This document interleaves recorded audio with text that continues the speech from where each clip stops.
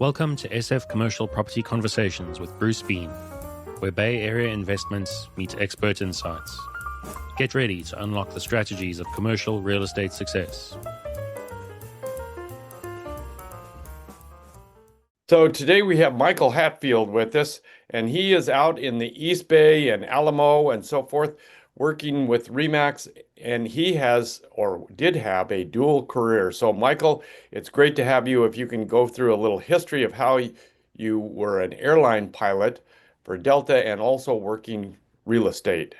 Well, first of all, I'd want to say thanks for having me on your show, Bruce. It's very much appreciated, and I sure enjoy working with professionals such as yourself.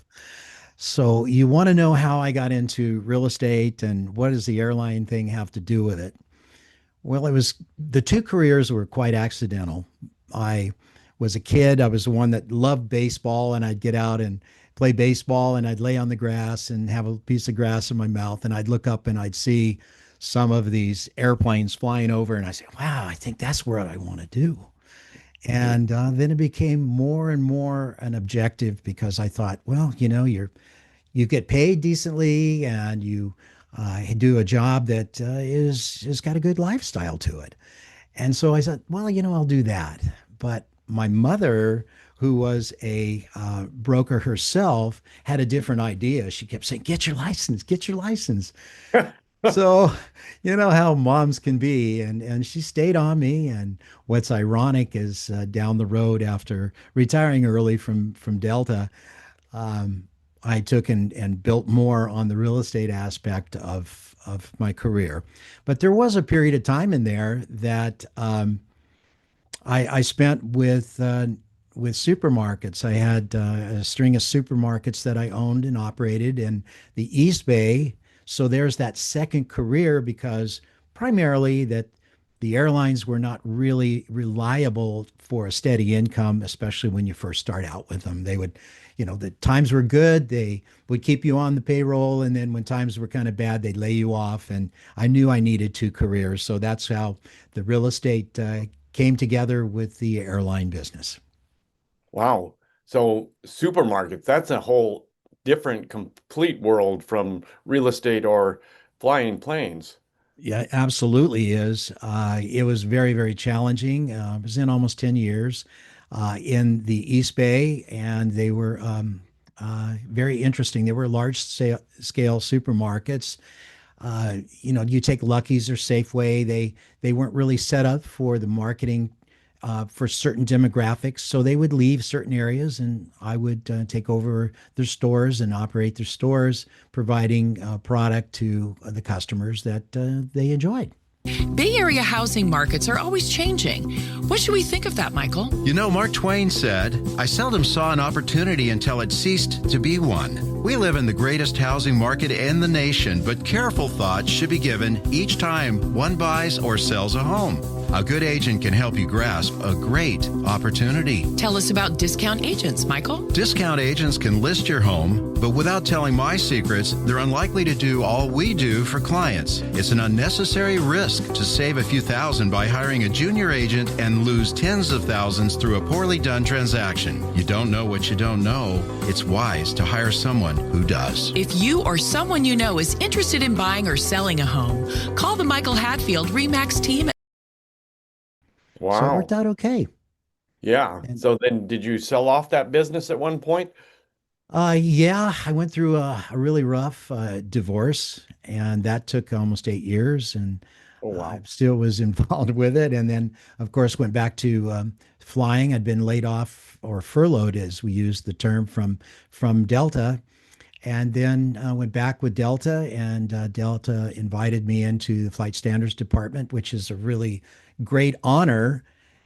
So I really wanted to do well with that, plus raising a couple kids and so forth. And it didn't look like I was going to be, furloughed after that initial furlough of a couple years. So it worked out real well for us. And the family moved on and did two different things. And I think I got out of the supermarkets about 1988, 1990. And then it was buy and sell, residential income properties, as well as do a few deals wherever I could find them. So you learned about human factors and the whole airline world, and you've now applied that to real estate. So can you kind of give us a little clue how that goes together? Oh, yes, absolutely. Well, the real estate professional all day long, whether or not she realizes it or not, it's human factors all day long. And so going back to where I learned a little bit about him, it's in the airline business. And it basically stemmed from an accident that another airline had in 1978. There were three crew members in the flight deck monitoring a minor mechanical issue, and nobody was minding the store. And the airplane ran out of fuel and actually had an accident up in Portland. Mm. And, it was a DC-8 accident up there. And the FAA and the flight standards departments of all of the airlines got together and say, you know what? Too many accidents due to human factors. So let's develop something that will result in a better positive outcome than what we're receiving now. So from that, they developed a program called CRM, and it's not the same CRM that you may use, that I may use in this business. The CRM is Crew Resource Management. And essentially, what it does is it takes and divides up the duties, which each seat in the flight deck, as well as in the back of the airplane, the people, all those flight attendants working back there to serve the customers. It takes and divides those duties up: who's doing what, who's reporting to what, who's making decisions, and how decisions are made, the teamwork, communications, and how it all works together. And then they started training these in recurrent training, this program. They started training these scenarios. And from that, they dramatically improved the positive outcome of flight in the airline industry in the United States. Quite frankly, it was like 45,000 flights per day. And at the time, it was a significant improvement in results. So taking those factors and applying them to our customers, that's our mission, is taking care of our customers, whether it be a seller or a buyer. That's number one in our book, and that's how I look at it. Some teams, maybe they look at it as their own pay, but we don't look at it that way. We look at it to take care of the buyer and the seller first, and to do that, you need to have a good team working together. Well, that's an interesting analogy. I mean, buying or selling real estate is sort of a takeoff and landing occurrence. So I'm sure the human factors, the CRM, as it were, could be very well applied to that particular scenario. So I assume you have certain people taking care of certain responsibilities, and then there's sort of overlap and cross-checking to make sure everything lands properly. Yeah, for sure. Bruce, I could not do it without my primary team member, Nancy. She's amazing. She says things to people and they may understand her much better than me. And then when I say something we pick out who we can communicate best and make sure that the client, if it's a man and a woman, or if it's two men, or it doesn't matter, that whoever can communicate with each other the best. And then we go about the process of taking care of it, because everybody's life is different. Everyone has life situations, and being what we call situationally aware of our clients helps us to better serve them and result in a more positive outcome in the transaction. So are you still doing any commercial work these days? Do a little bit here and there, not a lot. I enjoy it a lot. We've done some great. We've done a couple buildings. We've done residential income properties. We do those off and on whenever we can get the deals. We just did a 1,200 acre ranch consisting Wow. of 9 parcels. They're all different parcels, and they, envelop the Williams Act and all of that stuff too. So we'll take and service whatever we can. I would say we're more of a boutique type real estate team than a big team that does the same thing, to the same type of customer. We like to take on interesting projects and work with interesting people. So I'm not familiar with the Williams Acts. What can you explain that a little bit? Yeah, some properties are zoned under the Williams Act, especially agricultural land. And what it allows is the owner, the property owner to pay a considerable amount less in property taxes, Mm. annual taxes, than they would if it was just a straight zone residential or income property or commercial. So if it's a ranch, you want that ranch to have agricultural zoning under the elements of the Williams Act, and therefore you pay a lot less for property taxes because you're growing something, either livestock or agriculture, and it works out pretty well. Oh, wow. Oh, that's interesting. I was not familiar with that. So I'm sure out where you are, there's probably a lot more ranches and so forth available for sale or for to purchase. Yeah, yeah. A lot of people want the ranch as a place that they can go and kick their feet up and have their glass of wine, or they want to grow. I was friendly with Kerner Rombauer, if you remember Rombauer wines. Oh, They're yeah. still around at Gallo Bottom, but I knew the patriarch Kerner, and I know he had a lot of property that where he grew agriculture. They'd have to be on the type of zoning that would allow lower property taxes in order for him to take it on as grape growing properties and Well, that develop was his wines. actually my next question was, do you end up buying and selling or properties up in the Sonoma area? And it sounds like you do. Well, we can. Maybe not right the moment. We can. You know? It's available if you're up there. Yeah, that's very interesting. So what's happening out there right now in the real estate world? The interest rates have kind of ratcheted down a little bit.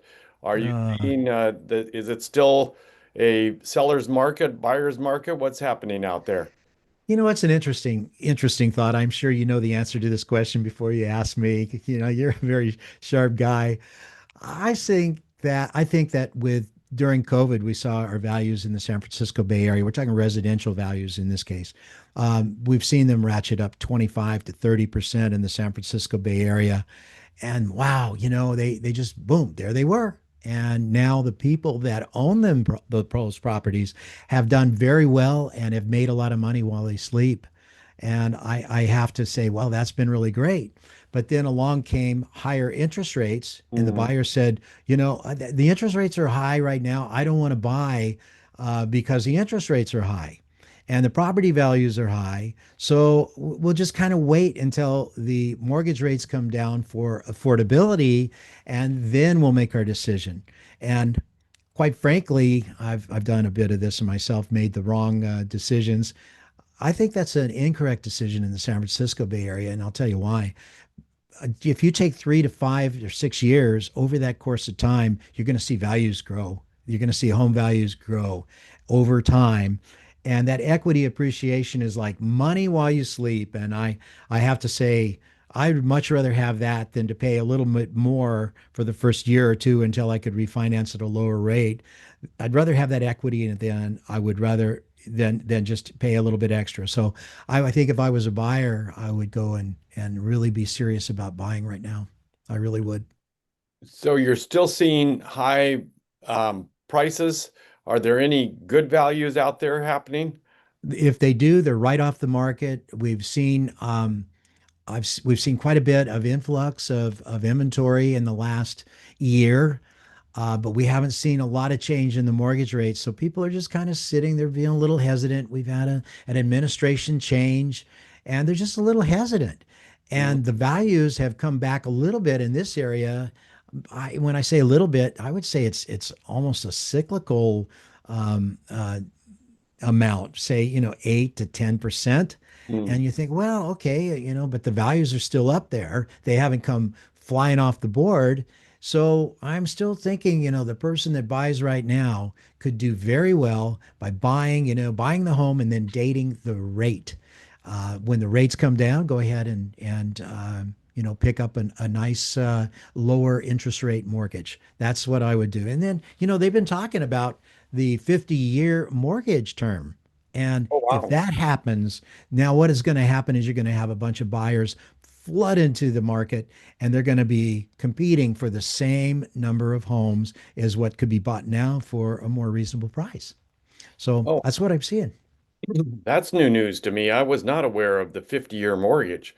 Is this They're coming talking. from standard banks, B of A, Wells Fargo? Where might this come?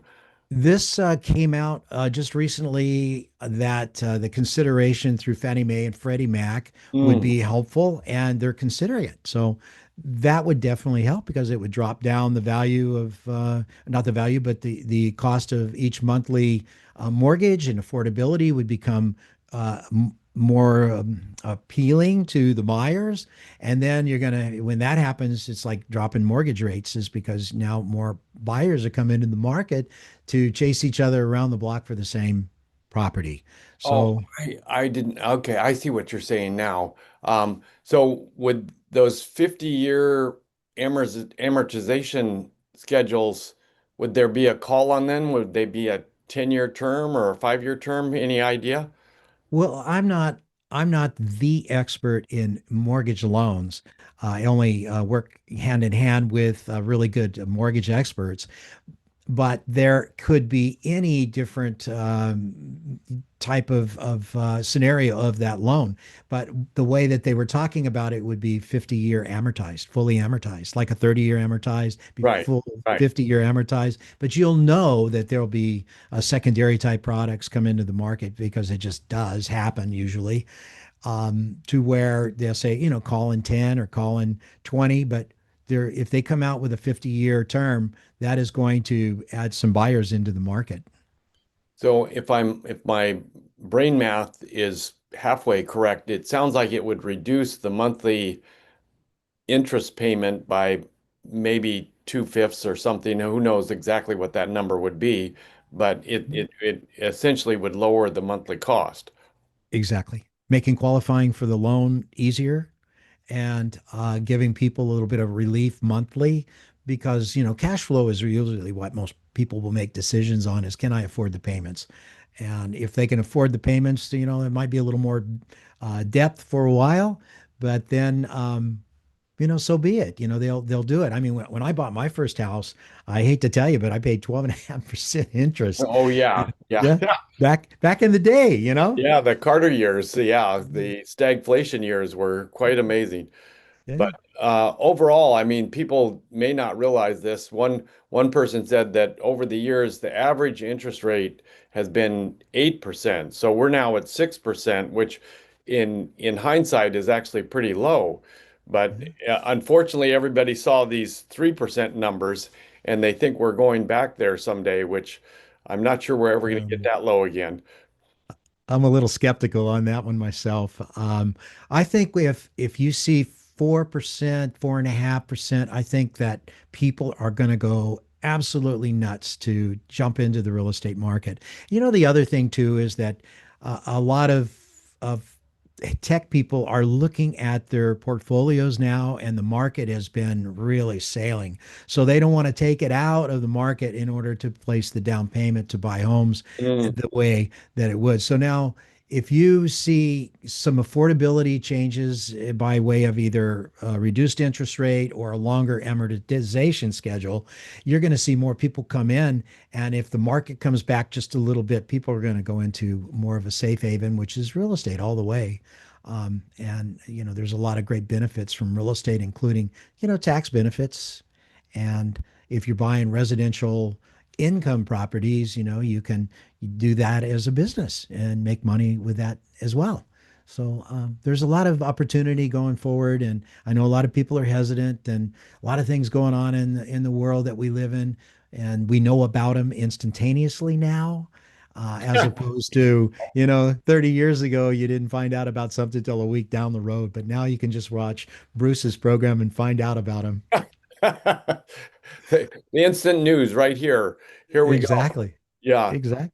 Well, this has been very intriguing. So it sounds like, if I'm hearing you correctly, that maybe we're in a uptick here, that we've kind of hit the bottom, so to speak, and hopefully things are going to be coming back up the other side. Interest rates are going to go down a little bit, and that will hopefully drive more buyers into the market.